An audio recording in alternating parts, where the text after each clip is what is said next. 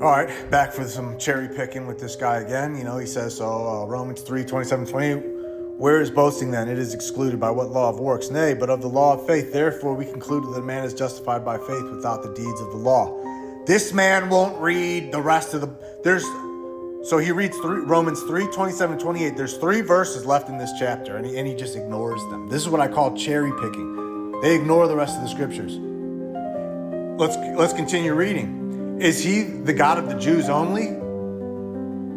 Is he not also of the Gentiles? Yes, of the Gentiles only. Also, seeing it is one God, which shall justify the circumcision by faith and the uncircumcision through faith, do we then make void the law through faith?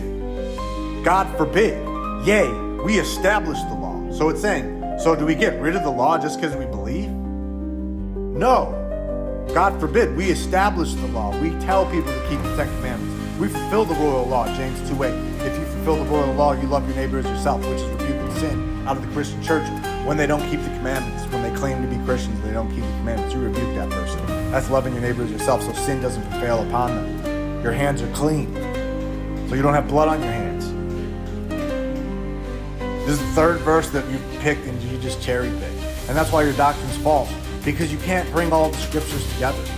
You just ignore these scriptures. You just go, there's a blessing for me. There's a blessing for me. Oh, there's where it says the law. Listen, when the law is talking about the bad parts of the law, it's talking about sacrificial law, the law of sin and death. It was added because of transgressions. When it's talking about the good parts of the law, it's talking about the 10 commandments, the holy covenants of promise that God wrote with his own finger. You think God did away with what he wrote with his own finger for us?